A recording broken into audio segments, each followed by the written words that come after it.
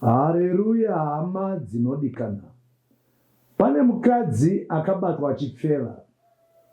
Ndokubva vaenda naye kuna Jesu. Vakati murayiro wakati anofanira kutakwa nematombo.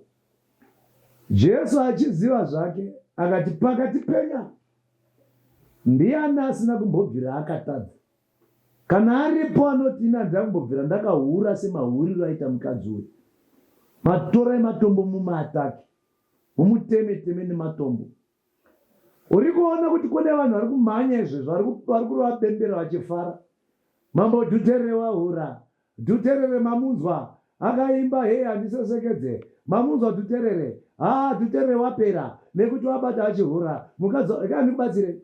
Kunyangwe newe so wakanitarira izvezvo, uri hurewe. Kumbati dzako hadzisati dzabatwa kuti unotori nemamwe mahuriro so ekuti hausati wabatwa. Hausati wangobatwa zvako chete but unohura. Sei ndiri kuti unohura? Jesu anoti ani nani anotarisa mudzimai nekuchiva kwemeso atoita upombwe naye kare. Saka ndikeza ndikubatsire kuti musaseka chitanda yakaimbwa naJapreza. Akati vanoseka zidanda riri muziso rangu. Nekuti ndini ndine zita riri pamhene. Ndosaka muri kumhanya Dhuterere. Iwewe Dhuterere keza ndikubatsirewo zvekare. Kana wakatohura, wakatoita, chakakosha kudzokera kuna Mwari wotendeuka. Kuti Mwari ndiregerenda. Tese zvitira tiri vana naNyamakanga takatombozviitawo zvinhu izvi. Because ndikati ndiri mutsvene ndiri kunyepa. Munhu wese ane paakatombotadza. Ndosaka Bhaibheri richiti tose takatadzira Mwari tikakundikana mukusvika mukubwinya kwake. Kureva kuti kubva kumusoro kusvika kumakumbo tese. Saka ndinoda kuti ndikubatsire Dhuterere. Pawakatotadza wakatopatadza, dzokera kuna Mwari, Mwari ndiregerere. Ivo vega, the Bible says he is faithful and just to forgive all our sins. Vanhu vavati uye titaurirane.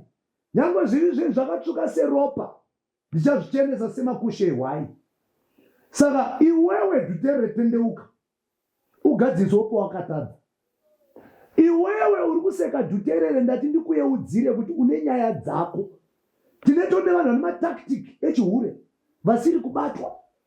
Vekuti kana vakundohura vanobvisa makamera, mafoni anodzimwa, vagoenda muloji, vagoita zvese, but havasati vabatwa. Saka tinototi iwe Dhuterere tenda kuti zvako kana zvichinge zvabuda pachena, Mwari pane zvavanoda kugadzirisa zviri pauri. Saka ndati ndikubatsirei kuti musamuseke Dhuterere. Nekuti zvake zvabuda pachena. Iwewe une zvako zviruda kutoburitswa naJehovha pachena. Zvichananikwa vanhu vachashamisika. But kana zvichinge zvaita kudaro, tendeuka. Ndopane nyaya hombe. Nyaya haisi pakutadza, nyaya iri pakutendeuka. Chii chaunozoita kana uchinge watadza? Tendeuka. Ndichipedzisa. Sei David akanzi naJehovha ndiye murume wemwoyo wangu. Mwari anoti I have found the man after my own heart. But wona zvakaita David, akatora mukadzi waUria, kwete ipapo. Madzimambo aenda kuhondo. Yakanga isize nekuti madzimambo ose aenda kuhondo, David akasara. Chiri chekutanga. Chechipiri, akachiva mukadzi waUria. Chechitatu, akaita upombwe nemukadzi waUria.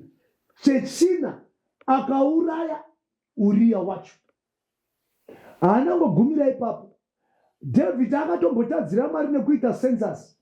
Ane zvivi zvakawanda zvaakaita.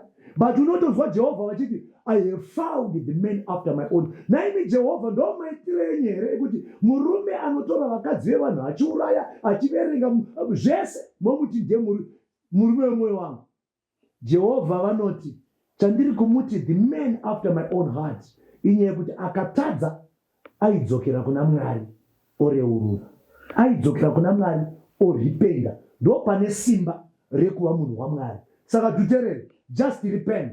Go before your God. Takatomira another new album rako celebrate. Takutoenda kuna December celebrate. Vese ava vane nyaya dzavo dzisati dzabuda pachena. Tenda Mwari kana dzako dzinge dzabuda pachena. Kuti Mwari vakuyeudzire kuti unofanira kudzoka kwandiri. God bless you.